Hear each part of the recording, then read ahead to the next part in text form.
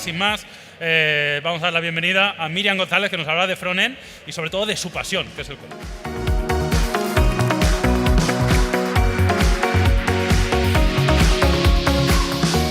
Hola, ¿qué tal? Muchas gracias a todos y a todas por venir aquí. Me hace una especial ilusión estar aquí hoy porque es mi primera ponencia en persona. Yo empecé a crear contenido el año pasado y a dar charlas, pero todas eran online por el tema de COVID.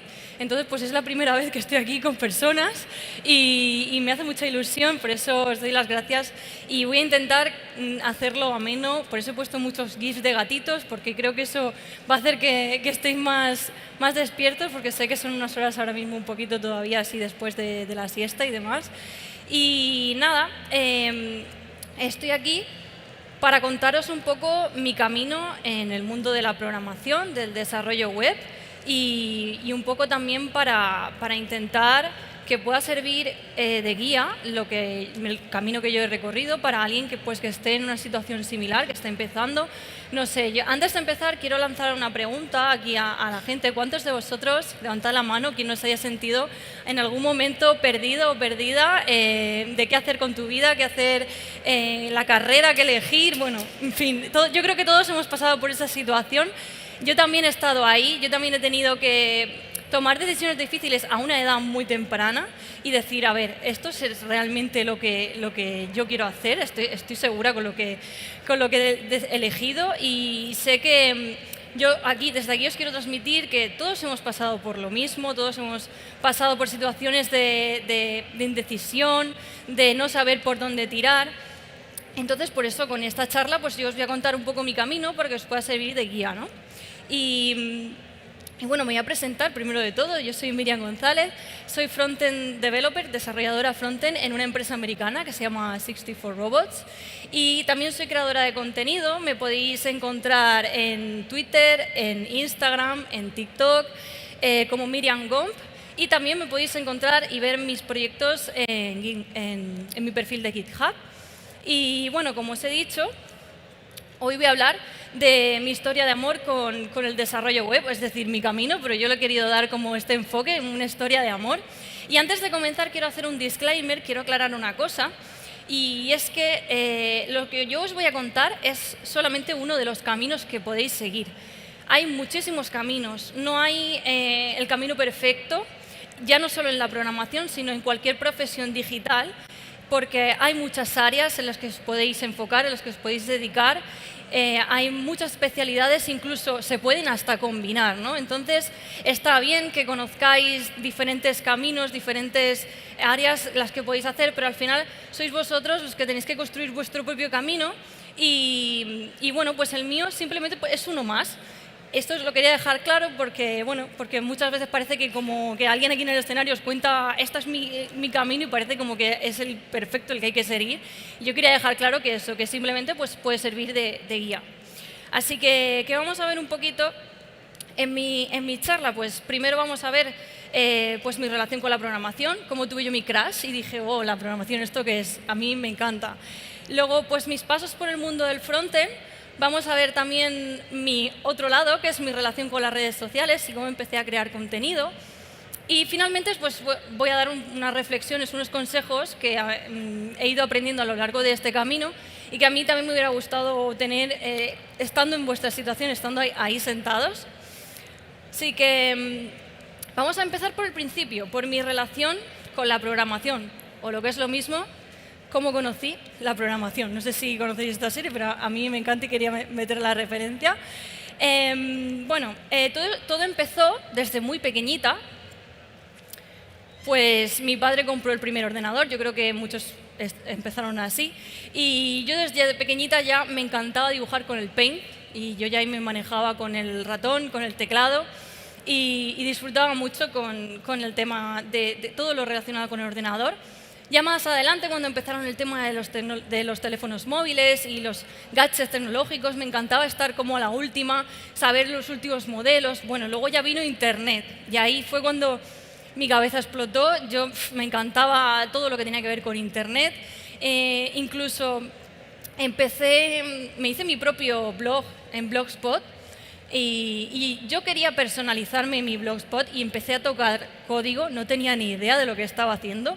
Yo solo sabía que tocaba por un lado y eso se cambiaba de colores y eso es lo que yo quería y dije, esto está bien.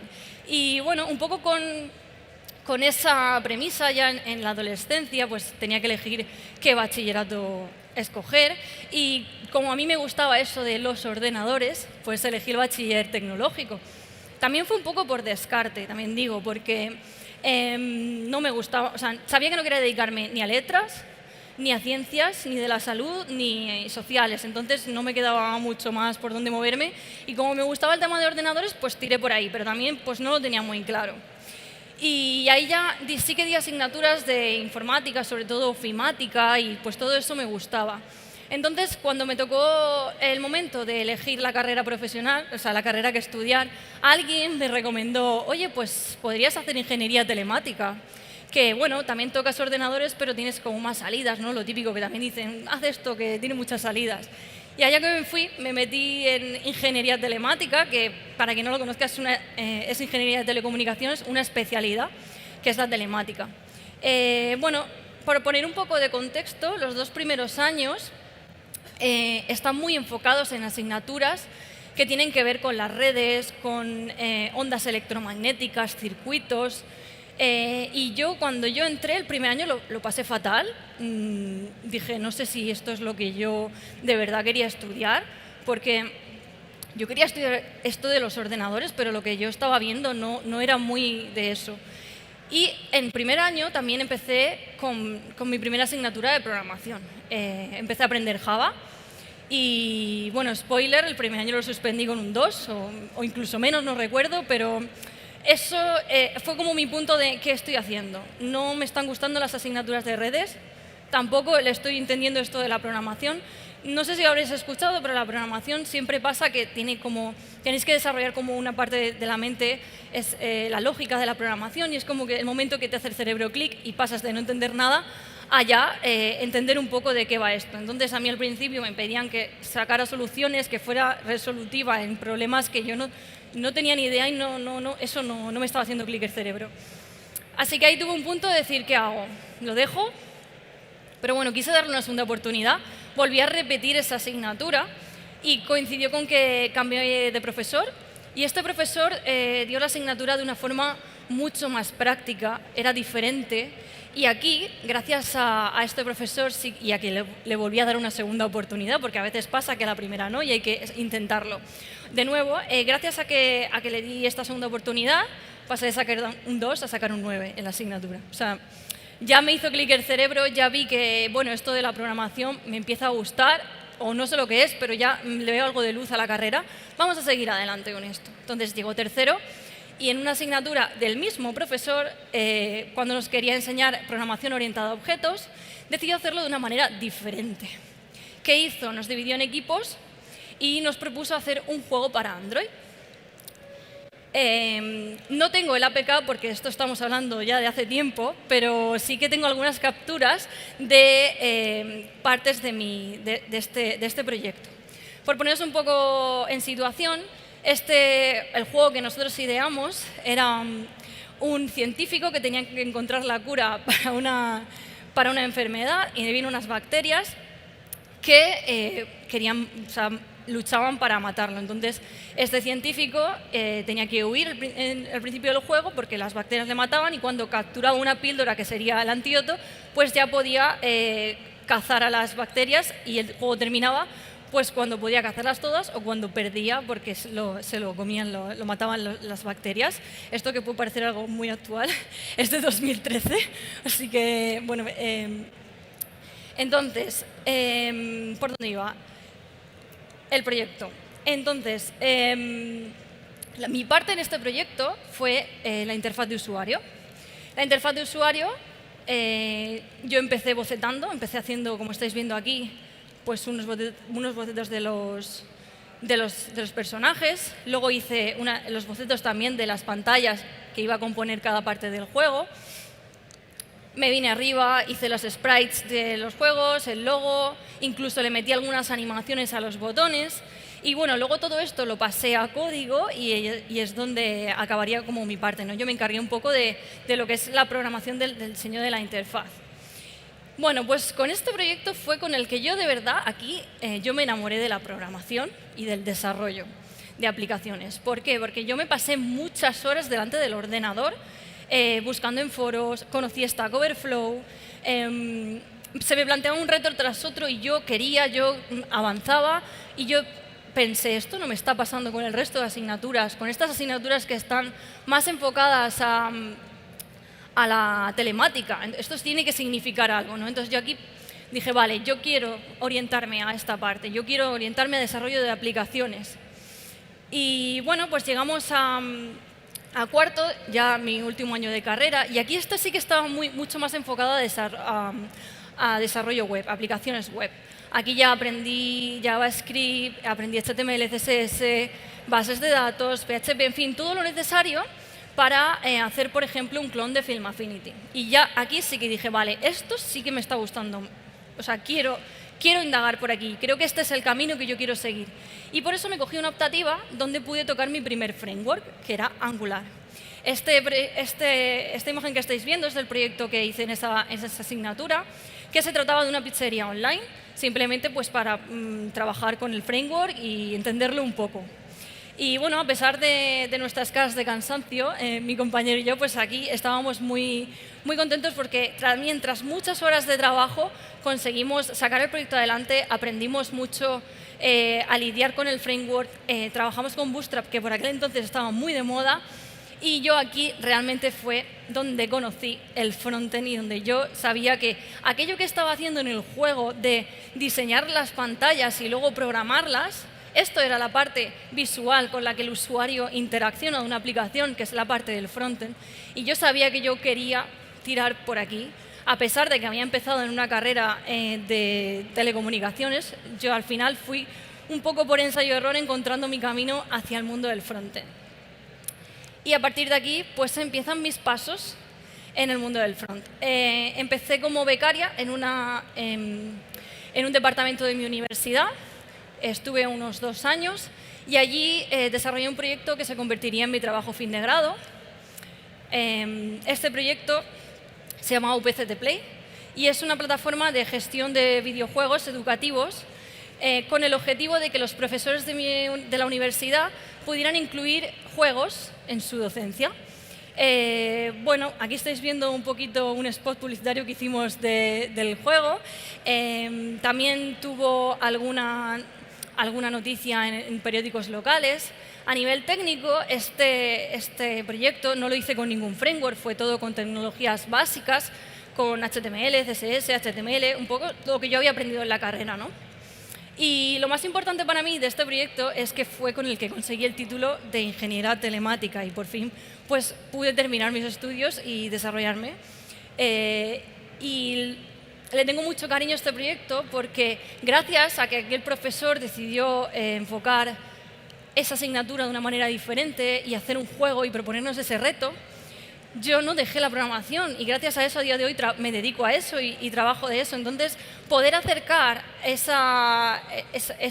los juegos a los docentes y que lo puedan incluir en sus clases a mí me hacía mucha ilusión. Por eso ya digo que este proyecto le tengo especial cariño. Y bueno, después de esto empecé con mi primer trabajo como Junior Frontend Developer en una empresa que se llama Neuromobile y aquí fue donde me estalló la cabeza. Aquí fue donde empezaron a abordarme palabras nuevas, términos nuevos que te vienen del mundo, del mundo tech, herramientas nuevas, metodologías de trabajo nuevas, en fin, un montón de cosas que yo las primeras semanas, incluso el primer mes, yo llegaba a mi casa con el cerebro frito, que no quería ver un ordenador, o sea, yo no podía más, yo digo, esto es demasiado. Pero es totalmente normal. De hecho, también me invadía mucho el síndrome de la impostora porque yo decía, a ver, yo he entrado en esta empresa y no soy capaz de sacar trabajo adelante, pero es que como juniors frontend o de lo que sea, como desarrolladores juniors, no vamos a ser productivos desde el minuto 1. De hecho, hasta los 3-6 meses no vamos a ser capaces de sacar trabajo adelante y eso es algo que tenéis que tener claro porque hay mucho que aprender. Y bueno, ya digo que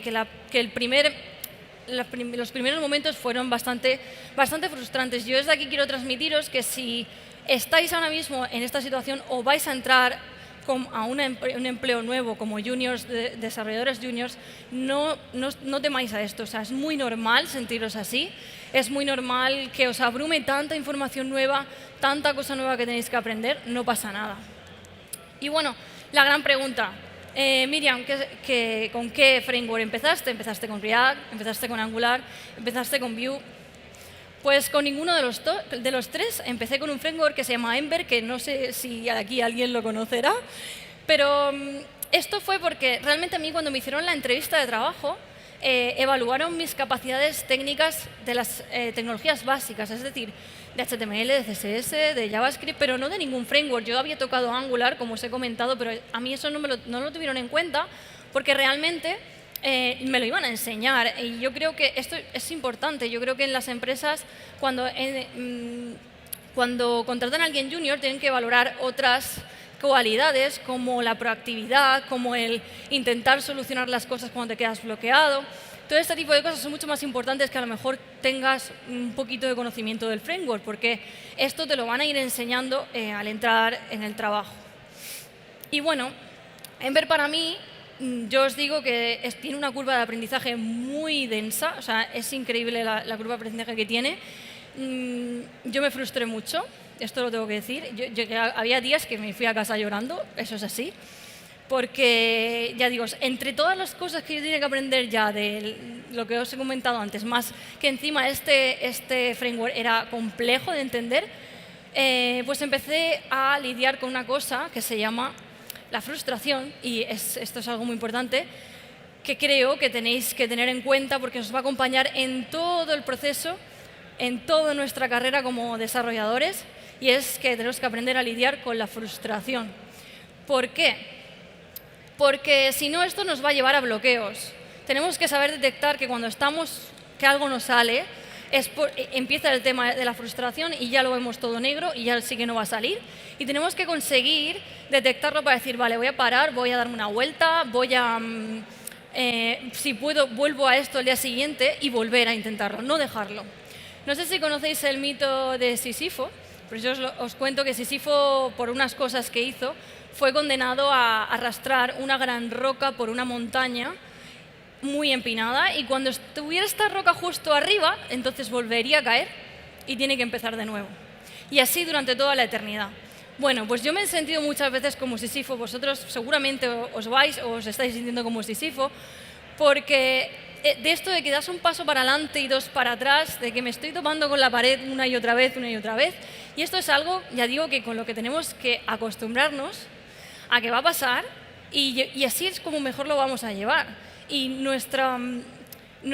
si tenemos la habilidad de decir, vale, esto no va a poder conmigo, está la pared ahí, me voy a dar 10 veces, pero al final lo voy a sacar. Entonces, para mí es muy importante que tengáis en cuenta esto de la frustración y cuanto antes lo manejéis, os irá mucho mejor. Y bueno, otra de las partes que también creo que es muy importante y que también desarrollé mucho en esta primera empresa que estuve, es lo que ya ahora está muy de moda, que son las soft skills. Y bueno, tuve la oportunidad de gestionar un proyecto con todo lo que esto conlleva. Hablar con cliente, preparar las tareas, puntuarlas, preparar los sprints, liderar el equipo, entregar trabajo, en fin. Todo esto que tuve la oportunidad de hacer al ser una startup, al ser una empresa pequeñita, me dio una visión global de lo que es el desarrollo de un producto. Y es verdad que yo a día de hoy no gestiono proyectos, pero como trabajo con gente de producto, sí que tengo un poco una visión del trabajo que ellos hacen. Y yo creo que esto también es muy interesante. Luego, por otro lado, está la comunicación. También desarrollé mucho la comunicación y también creo que es una skill muy interesante, porque al final nosotros cuando desarrollamos algo estamos trabajando en equipo, trabajamos mucho en equipo. Y hay que saber comunicar, sobre todo dar y recibir feedback. Esto es muy importante, no es fácil dar y recibir feedback. Y también mentoría. Quería mencionar esto porque tuve la oportunidad de ser mentora de una chica junior que entró en mi empresa y aquí de verdad que se aprende muchísimo cuando tienes que enseñar a alguien porque tienes que tener los conceptos súper claros para poder enseñárselos a alguien. Y aunque parezca que digas, uff, es que yo cuando sea mentora es cuando ya sepa un montón, o sea, aprendes muchísimo, ya digo. Cuando entra alguien y le tienes que enseñar la metodología que hay en la empresa o las herramientas con las que ya trabajas, tú aprendes muchísimo también. Más cositas. Por estos momentos llegó por ahí a mis oídos la experiencia de usuario, la interfaz de usuario y sistemas de diseño. Estos eran unos temas que a mí empezaron a llamarme la atención. Yo quería indagar sobre esto, sobre todo los dos primeros, porque todo aquello que yo dibujaba pantallas, que cuando desarrollo lo hacía de forma intuitiva, pienso mucho en el usuario que va a utilizar la aplicación, o también hago componentes, intento componentizar las cosas para que se puedan reutilizar y no estar reinventando todo el rato la rueda. Todos estos temas que a mí me llamaban la atención, dije, ostras, hay personas que se dedican exclusivamente a esto. Yo quiero indagar por aquí. Dentro del front quiero especializarme y quiero ver cómo podría dedicarme a estos temas. Entonces, para eso tenía que empezar a hacer cambios y a principios de este año cambié de empresa. Empecé en 64Robots y bueno, esto significó un cambio brutal para mí porque cambiaba de equipo, de trabajo, cambiaba de modalidad de trabajo porque ahora es 100% remoto, cambiaba de idioma, al ser un equipo internacional el idioma oficial es el inglés. Y lo más importante, cambiaba de stack tecnológico, dejaba atrás todas las herramientas y todo lo que ya conocía para empezar con uno nuevo. Dejaba Ember y empecé con Nux, que es un framework de Vue. Empecé con Tailwind CSS, empecé con Cypress, que es de testing, incluso de diseño, empecé a tocar Figma. Y bueno, yo al principio me sentí también como Sísifo, digo, vale, estoy aquí abajo otra vez, ya que tenía controlado esto, tengo que empezar de nuevo y emprender otra vez.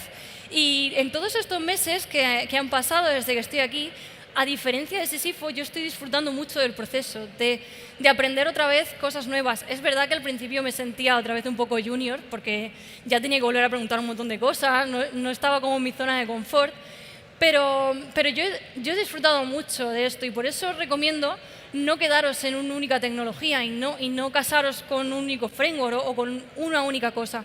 Creo que si tenéis la oportunidad de aprender diferentes áreas, de formaros en diferentes áreas, esto os va a dar una visión global muy buena que incluso os puede ayudar en tareas muy sencillas diarias que creéis que no va a servir. Pues cuando ya tienes conocimientos de diferentes cosas, como que vas hilando, vas tirando una cosa y otra y cuando tienes que sacar la solución a algo, al final cualquier cosa te da la solución. Entonces, yo os recomiendo que si tenéis la oportunidad, podáis formaros de diferentes áreas, que además dentro del mundo tecnológico hay muchísimas cosas. Vale, y esto ya era hablando de mi parte, mi carrera profesional, y ahora vamos a hablar un poquito de cómo empecé a crear contenido, es decir, cómo se creó mi relación con las redes sociales. Y nos tenemos que remontar un poco a ese momento que os he comentado, que yo veía que quería como especializarme un poquito más dentro del frontend y que necesitaba cambios, ¿no? Entonces, para esto dije, vale, yo tengo que indagar, o sea, tengo que conocer gente de la comunidad, tengo que moverme un poco, porque yo sola en esto tampoco voy a ir a ningún sitio. Entonces, abrí una cuenta en Twitter y también me hice mi portfolio pues, para que me conozcan mi trabajo y sepan que existo. Entonces, esto también lo hice en una herramienta que por aquel entonces estaba empezando y que a mí también me llamaba mucho la atención, que es Notion. Mi página web está construida totalmente en una herramienta no-code, es decir, una herramienta con la que no se necesita programar para hacerlo. Y aunque sea un poco extraño, es una herramienta que quería utilizar y que quería aprender y para eso pues dije, vale, pues mi portfolio ahí. Y entonces en Twitter empecé a crear contenidos sobre estos temas que a mí me estaban interesando, es decir, experiencia de usuario, interfaces de usuario, diseño, bueno, lo que yo ya sabía de programación, sistemas de diseño, web components, en fin, todas las tecnologías de las que yo quería aprender. Y esto me llevó a dar mis primeras charlas, como ya digo, de forma online. Di charlas en Open Source Weekend, di charlas en Google Chrome Summit de España. Y bueno, un día me vine arriba y envié una solicitud a un evento internacional porque quería también familiarizarme un poco con el inglés, porque quería como cambiarme de empresa. Y bueno, para mi sorpresa aceptaron esta propuesta y acabé dando una charla en JS World sobre sistemas de diseño junto a Evan You, que es el creador de Vue. Muy loco esto. Pero bueno, la verdad que cuando te enfrentas a retos así, grandes, de verdad que, aunque parezca que vas a caer en el abismo, te da mucha seguridad después decir, mira, me he enfrentado a esto y lo he hecho en inglés y mi confianza aumentó y de hecho a la vista está que ya ahora trabajo en una empresa internacional. Y bueno, también como conocí gente de la comunidad tech, conocí a Alba Silvente y junto a ella empezamos un proyecto que de verdad que le tengo mucho cariño, que es nuestro podcast No me da la vida. En este podcast todos los meses hablamos sobre novedades del mundo tech, hablamos sobre herramientas que descubrimos o debatimos sobre temas. Traemos también personas invitadas de la comunidad para que nos cuenten un poco pues, su camino o que hablar un poco con ellas. Y ya digo, esto sería como lo que se llama pet project o side project, ¿no? Que en el desarrollo pues, empezamos muchos proyectos, pero la mayoría de ellos se dejan abandonados. Pues yo tengo especial cariño porque he conseguido no dejarlo abandonado. Ya estamos terminando la primera temporada, es decir, llevamos ya un año con el proyecto y vamos a empezar la segunda. Y bueno, si no lo habéis escuchado, os animo a que os paséis, está en todas las plataformas, porque de verdad si queréis estar actualizados en el mundo tecnológico, está muy guay. Y además lo hacemos de una forma muy, como si fuéramos dos colegas que os están contando estas cosas, muy cercano. Y bueno, por marzo, creo que fue por marzo de este año, me abrí mi cuenta en TikTok. Dije, bueno, quiero enseñar programación de una forma diferente. Quiero enseñar que se puede aprender programación de la forma tradicional, pero también puedes hacerlo divertido, puedes aprender con juegos, puedes aprender con proyectos, con retos, y por eso comparto mucho este tipo de cosas, porque como a mí me funcionó y gracias a eso no lo dejé, yo quiero que si alguien está dudando en dejarlo o si le interesa esto, pues tenga este tipo de cosas para que vean que la programación también se puede aprender de una manera más divertida. Y bueno, tuvo muy buena aceptación, de hecho creo que ahí es donde despegó bastante mi comunidad, de la pequeñita que ya tenía en Twitter. Y por este verano abrí también mi cuenta de Instagram un poco con el mismo objetivo, pero como Instagram también pues, te da un poquito más de cercanía, de poder hablar con la comunidad, en fin, que siempre hay que estar en varias redes sociales. Y este es el objetivo que tenía, el mismo objetivo, acercar la programación de una manera diferente a todo el mundo que quisiera aprender programación. Y pues gracias a todo esto estoy aquí ahora mismo dando esta charla con vosotros. Pero realmente para mí crear contenido, y por lo que yo creo contenido a diario, es por ayudar a personas que están a lo mejor perdidas y no saben por dónde seguir en el mundo de la programación. Y mensajes como estos son los que de verdad a mí me llegan. Mensajes donde me dicen, mira, estaba perdido en esto y gracias a lo que has compartido no lo he dejado. Para mí eso de verdad es lo que más valor le doy y lo que más importancia para mí tiene la creación de contenido. Y bueno, ya para terminar os quiero dar unos consejos que yo he ido aprendiendo un poco de ensayo-error y de enfrentarme 1000 veces y que me hubieran gustado recibirlos estando ahí abajo como estáis vosotros ahora. Lo primero de todo, el primer consejo que os quiero dar es haz tu propia ruta de aprendizaje. Es decir, está bien venir aquí, escuchar mi charla, escuchar otros caminos, saber qué diferentes áreas te puedes dedicar, pero al final te tienes que sentar y escribir tu propia ruta. Y cuando digo escribirla de verdad, coger un folio, una aplicación, lo que sea, pero esto está muy bien para aterrizar todas las ideas que tenemos, aunque luego esto lo vayamos modificando. Pero así que si un día nos encontramos perdidos, vamos a saber que está ahí la ruta y que eso es el camino que nosotros tenemos que seguir. Luego, definir un objetivo alcanzable. Esto lo voy a poner un ejemplo en mi caso para que lo entendáis mejor. Hay muchísima información ahora mismo, entonces para no perder el foco, lo ideal es que digáis un objetivo tangible a corto plazo. Por ejemplo, en mi caso, quiero desarrollar un componente de mi sistema de diseño. Y te haces la pregunta, ¿qué necesitas para conseguir esto? Pues en mi caso necesito aprender un framework o aprender un lenguaje de programación para poder desarrollarlo. Necesito que este componente saber hacerlo de manera genérica. Necesito que se documente con Storybook, en fin. Al final te respondes con las cosas que tienes que aprender. Y así esto ayuda a que te enfoques y no te pierdas el hilo. Y cuando termines con este objetivo, pues empiezas el siguiente. Como digo, trabajar la frustración. Esto lo quiero recalcar porque me parece bastante interesante. Tenemos que trabajar la frustración. Y luego, lo ideal sería poder encontrar mentores que nos ayuden, porque yo tuve la oportunidad de tener un mentor y me ayudó muchísimo. No solo formación hay mucha, pero un mentor te guía, te da consejos basados en su experiencia, consejos más a nivel de tira por aquí o esto déjalo, no mires estos artículos, mejor mira estos otros. Pero como sé que esto es muy complicado, no es tan fácil de conseguir, yo os aconsejo buscar personas que estén en la misma situación que vosotros, que estén empezando, por ejemplo, a estudiar un framework o que estén empezando a estudiar programación y entre vosotros hagáis piña, os preguntáis y, por ejemplo, si un día uno está de capa caída, el otro le anima. Siempre avanzar en el camino en compañía y en equipo se hace mucho más ameno que uno solo perdido por el mundo. Luego, preguntar. Esto es algo que he aprendido yo mucho a las malas, porque me daba muchísima vergüenza preguntar. Yo esto de meterme en un foro, en una comunidad y lanzar una pregunta, a mí me daba mucho miedo. Yo digo, van a decir, ¿esta dónde viene con esta pregunta tan básica? Y de verdad que me costó años lanzarme a preguntar. Y de verdad que se aprende, o sea, se avanza muchísimo lanzando preguntas y nadie os va a tomar por tontos, porque ya han pasado por ahí, ya se han hecho esa pregunta antes y os van a ayudar. Por suerte en la comunidad de desarrollo nos ayudamos muchísimo y de verdad os animo mucho a preguntar, ya sea en foros privados, en Twitter, donde sea.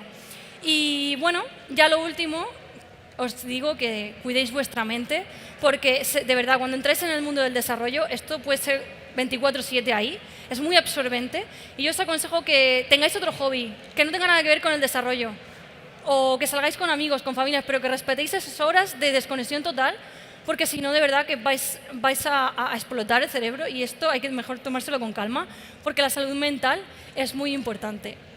Y ya está. Si tenéis preguntas o lo que sea, ya sabéis que estoy por redes sociales. Voy a estar un ratito por aquí por el evento, también me podéis encontrar y preguntarme.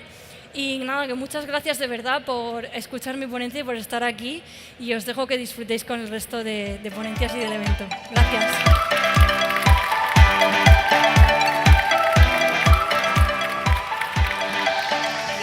Gracias.